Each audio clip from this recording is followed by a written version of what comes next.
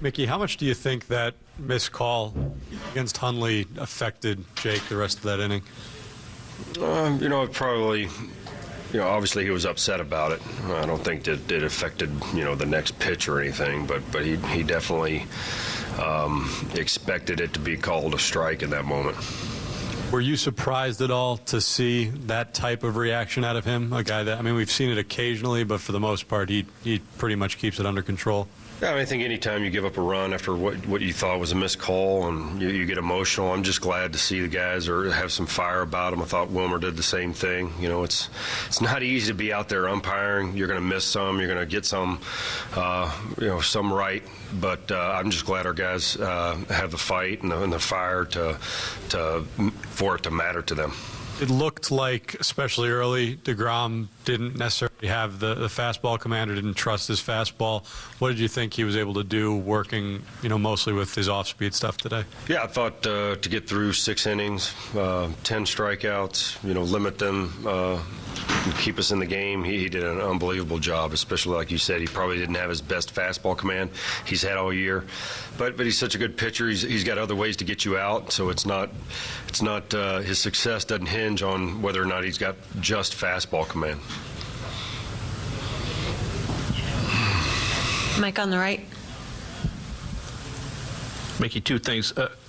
The ball that was ruled a pass ball, was it Mesoraco's understanding that it was a foul tip?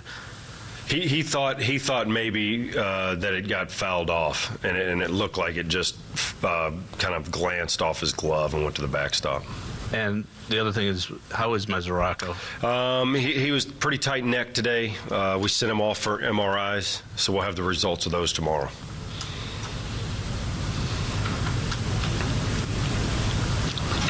Matt on the right. Mickey, 2 things. When deGrom has when he walks Hundley after that, is that a moment, I don't know, as manager, did you feel you or Dave, I should say, need to go out there and talk to him at all, or? No, not with the pitcher coming up. Usually it's not like he just walked him on 4 pitches and was up. It's just it's kind of you want to save your trips. Now you have limited trips, and it's tough to make a trip when the pitcher's coming up, unless you're trying to get somebody ready for the leadoff hitter. And then just, obviously, you can't argue balls and strikes that you get umpire, but when Jake is that animated, as the manager, is that a moment you felt like at any point you need to come out there, or even at the end of the inning? Or? Well, it all happened so fast. He didn't get too animated until after the run scored, and it was just running by the umpire. If it starts getting lengthy, yeah, I think I need to go out there. I went and talked to him later on in between innings, about it. But hey, it's something that happens. It happens to the best of them. It happens to the worst of them, and we got to go, get the next guy out. It's unfortunate, but that's how this game is. Steve. Mickey, as you continue to try and evaluate what you have in McNeil to put the type of at-bats he put out against a guy like Bumgarner today, what does that show you, and does that open up your eyes a little bit more? It just continues to, acknowledge that he has great barrel awareness and that he can put the barrel on the ball. And we saw it. Madison Bumgarner's tough, and he's especially tough on lefties. All right, so he could have gone out there and backed up his pitcher. He didn't, so I can't make that big a deal about it, but that was basically it. He did give up a double to Bumgarner. Bumgarner hit a double off him too. So, typical Bumgarner to get a double. So, but it was a tough loss for Urban Meyer. Tough loss for deGrom. I'm looking at Urban Meyer on the screen. Kevin in Manhattan, go ahead on Urban Meyer. What's up? Hey, Mike. Quick question about Urban, but yes. One thing real quick. Excited for the app. Is it really going to be $9 a month? $8.99, $98 a year. Correct. That's what it is. Right. That's it. So I could have it for like the football season, right? You can have it anytime you want. Yeah, months is for whatever you want to do. Fantastic. It's worth it, I think. Question about Urban Meyer. Does this incident kind of make you think more deeply about his past, things that have happened, question his character at all? I don't know enough about he had been accused of having, sweeping stuff with Hernandez under the carpet at Florida. Let's be honest here. Their job is to get football players on the field. They're football coaches. They're not priests. They're football coaches. Now, there's a fine line. I think Urban Meyer should have been fired here. I didn't think they'd fire him. I would fire a guy who lied to me, and he did. And they basically, to me, the investigator should not have even wasted the time to write the report. Because to write the report, and she obviously has a great deal of past credibility. To me, she has no credibility in this report, because to write the report the way she wrote it, basically she should have said, no matter what we found, we were not firing Urban Meyer, because to come away with it by saying his denials were inaccurate. Well, wait a second. Let's just take those words apart. His denials. So when we asked him, did he know? He said no.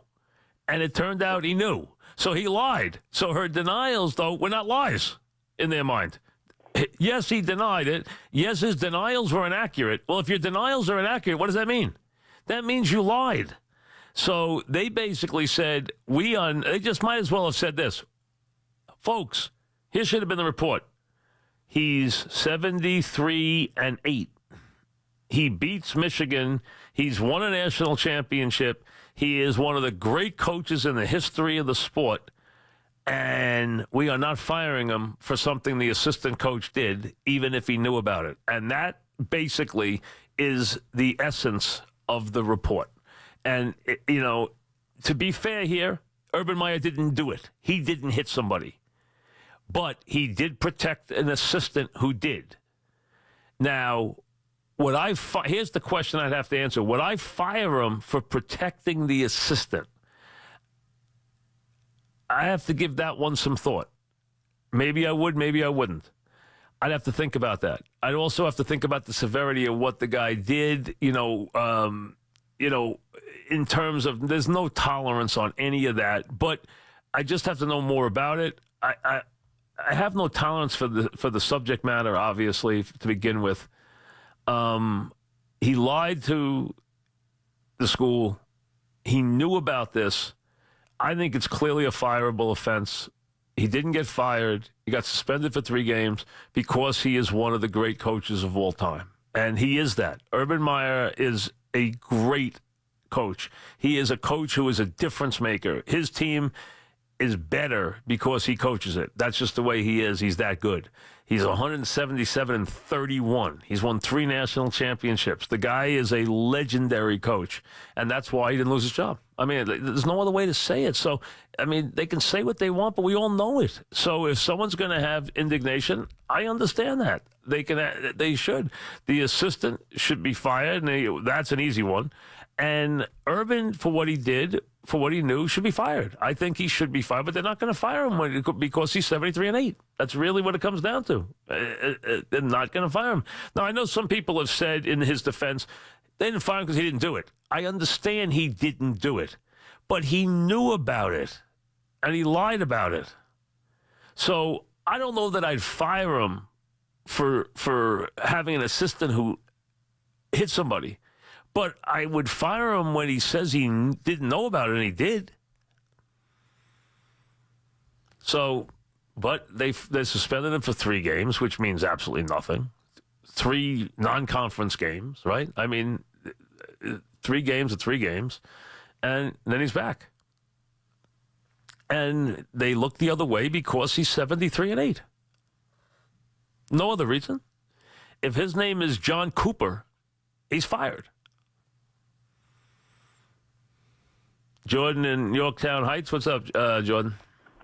Hey, Mike. How are you? What's happening? Want to talk about 2 things. Obviously, Urban Meyer, and I also want to talk about the NFL. I mean, just listening just now, the vernacular you were using is very akin to, obviously, what happened with the Paterno situation. The key difference is How do you figure that? Well, I mean, it's a guy who covered up for an assistant coach, and he knew about the details of something very vile and terrible.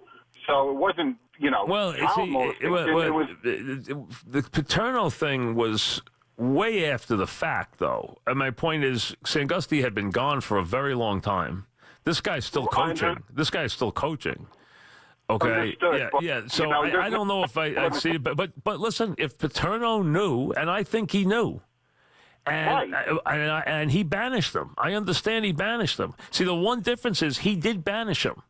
But what he didn't do was he didn't banish him from. He got rid of him as a coach, but he didn't get him out of the area. He allowed him to still prey on these kids in the area. That was the problem. It was part of it, but he also had knowledge of it happening, and yes, he kept him around. I do agree. It's not exactly the No, same he didn't thing. keep him on the staff like Urban did. Urban kept the guy on the staff. Anyway, my point was to that Yeah. is you would think that they would have some common sense, and very much like you said, just, he's a great coach. There's no No, question. legendary coach, yes. Just get rid of the guy. The juice isn't worth the squeeze on Listen, having. Listen, I don't even think it's about. I think it's about right or wrong. And you're right. And let's be honest, they didn't get rid of him because he's irreplaceable. That's why they didn't get rid of him. They didn't get rid of him because they said we can't replace him. That's the only reason they didn't get rid of him, because he's irreplaceable. They don't have a guy who can step in and be Urban Meyer. They don't have that guy. I agree. I think it's despicable. Regarding the NFL, I happen to agree with you. I think he should have been fired. I agree with you. yeah, it is just how they prioritize things, but that's college football. Exactly right. Well, listen, you know what? That's everywhere. When guys win like Urban Meyer, they keep their jobs. Yeah. And I wanted to address the NFL. A caller called before saying that they were worried about the NFL. The NFL could screw up in a lot of ways, which they have, right? The flag. The question is it over? Is it over? And my answer is no, because my opinion is the closest to legalized gambling before gambling got legalized was fantasy sports. I'm a 40-year-old man, and I'll tell you, I watched the NFL primarily after my beloved team for fantasy sports. And I think that's what's going to keep the content around, regardless of flag kneeling, regardless of very long commercials, regardless of stupid helmet-to-helmet rules. People are going to get annoyed, but it's not going to have people turn away from the content altogether. So even though the ratings may be down, they're still absorbing the content through smartphones or whatever. Is this the smart time to sell, though? Is now the zenith? Is now the high point? Is it all downhill from here, or is there still more upside to the league? I think upside only because of the gambling aspect. There's always been gambling, but the fact that it's legal, it's another. I agree. I agree. There's more upside to the league. I agree. I think, and I think. See, I think people feel. Mark Cuban, who's obviously is looking at it from an NBA standpoint, and that's a very jaundiced view. But he said the league will be dead in 20 years. No way. No, absolutely, absolutely no way. Yeah, he's saying they won't be able to have any players. Basically his point was they won't have any players. There's always people with money. I mean, listen, there will always be players, but there'll have to be players who are paid, players who sign waivers. Players who, know they're risking. Rodeo riders know they can get busted up, okay? They know they have a great chance of getting hurt. Bull riders, those guys, they do it anyway. They know they can get busted up. They do it anyway. Efron in New Jersey, what's up? Hey, Mike, how you doing? Good. I have a question because I heard that Urban Meyer is going to be able to coach during the week as far as practice is concerned, and he's just going to sit out the game. Is that true? I don't know. I didn't look at the 3-game suspension. Mons, see if you can bring me something on that. You mean he only misses the game day itself? Yeah, that's what I heard. Well, that is utterly. If he's allowed to prepare the team, then why even bother doing that? Okay, the idea that if he prepared the team every week. And the only game he'd have to be on the sideline for is a game that is going to be one that comes down to the final seconds. Otherwise, he could prepare the team and win going away anyway. He wouldn't even have to be there on Saturday. So you're absolutely right. Your premise that he could prepare the team all week and only has to not be there on Saturday makes the thing a complete joke. I totally agree. And I don't know if that's it. Is that what it says? I didn't look into the 3-game suspension. I don't know if that's the case. Maybe you can look into that. Mons, and see if it says that he can coach during the week. If he can, the call is completely right. Scott in Hamilton, what's up, Scott? What's going on, Mike? What's happening? Mike, I'm not going to hide, with this. I'm a big Michigan fan, but with this whole thing with Urban Meyer, do you think that this, kind of hinders the recruiting process he has on with new players coming in? No, at all? I don't. I think the players who want to go to Ohio State will still go to Ohio State. I think the guys who get recruited there and have dreamt of playing there their whole lives from the little towns in Ohio will still go to Ohio. I don't think it will hurt recruiting one bit. I hate to say it. I don't think it will hurt his recruiting one iota. I do not. And I think the first game he's there, the fans will cheer for him. I think that's just about the fans want to win the games. That's what they think about. They'll put all this stuff out of their heads, and they want to win the games. That's it. That's how they think. That's all there is to it. And when a school brings in and they brought in a woman who, if I remember right, I'm not sure.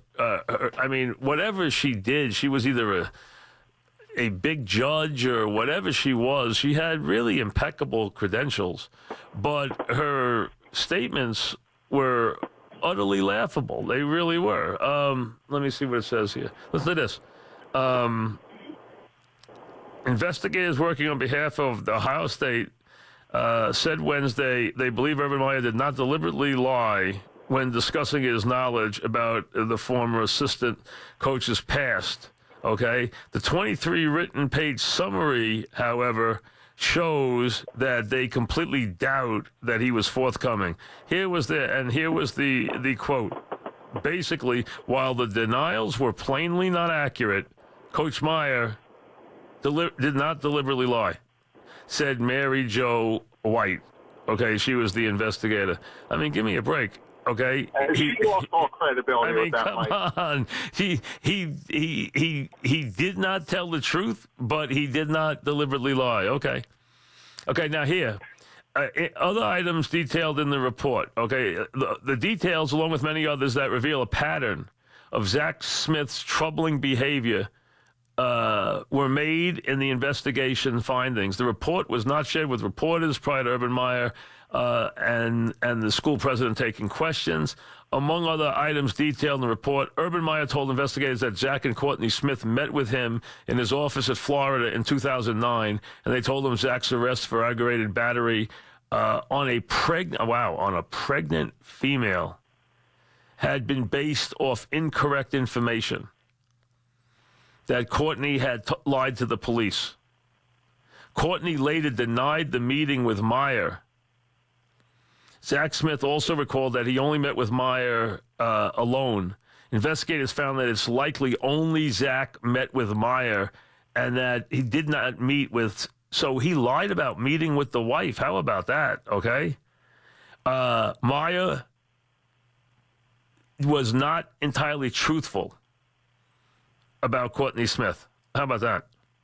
Meyer did not inform athletic director Gene Smith or anyone at Ohio State about Zach Smith's 2009 arrest when Meyer hired him as an assistant in 2011. Ohio State performed a standard background check on Zach Smith in 2011, but it neither sought nor received arrest information. Gene Smith told investigators he did not become aware of Zach Smith's arrest until last month. That's an absolute joke. Do you think this is something the NCAA may actually end up looking into? No, they won't get involved. They'll let the school handle the investigation, okay? Urban Meyer denied knowing about... Here's what going... In the fall of 2015, Courtney Smith told Shelley Meyer of Zach's alleged abuse in a series of texts and phone calls.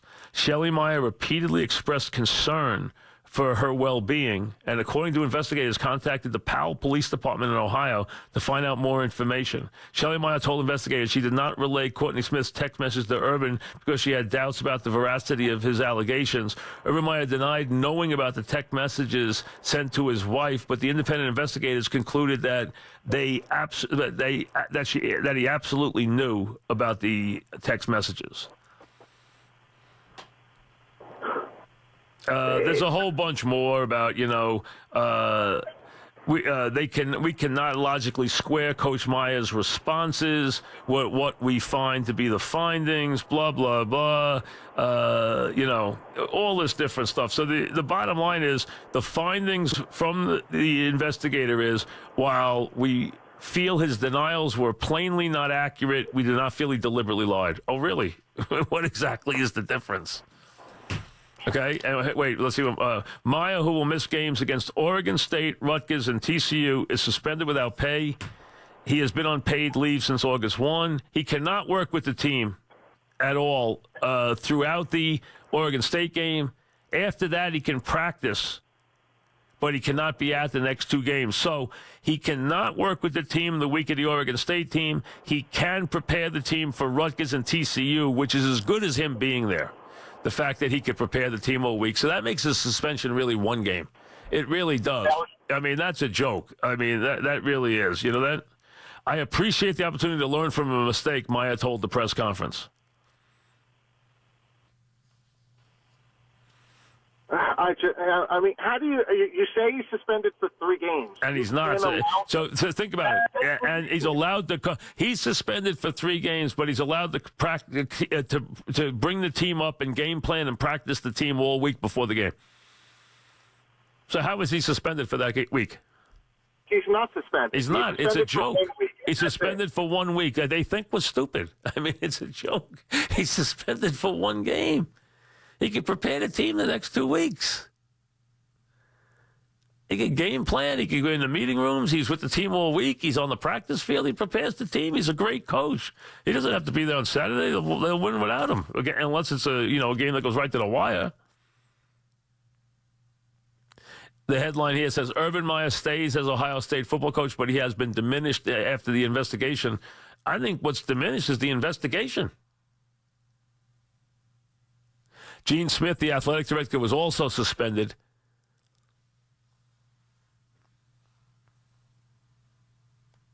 According to the report, although neither Urban Meyer nor Gene Smith condoned the alleged domestic abuse, they failed to take sufficient management and failed to relate Zach Smith's misconduct. They permitted such misconduct to continue, and it's not consistent with the values of the university, and it reflects totally poorly on Coach Meyer. Their handling did not exhibit the kind of leadership and high standards we expect from our coach and our football staff. During his leave, Meyer has been barred from the campus, but he was seen entering the building on the campus yesterday.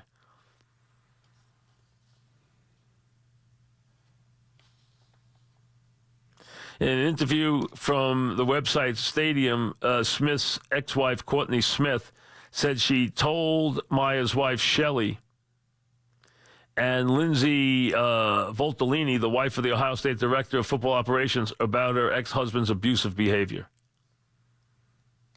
Among the correspondence was photos stemming from the incident in 2015.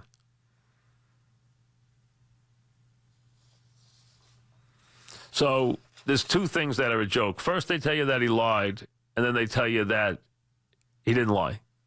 They tell you that he didn't tell the truth, but that he didn't lie.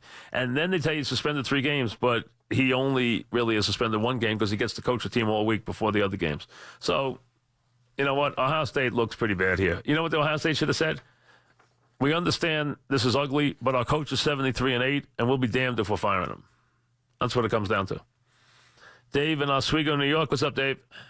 Mike, I couldn't agree with you more, with what you just said right there. I was a strength and conditioning coach with them. Urban and Joe used to make us special milkshakes. You can drink. Oh, some guy was a fool. He's just, I don't know what he was saying. So listen, some guy being an idiot. Now, Yankee fans got a pair of tickets to see the Bronx Bombers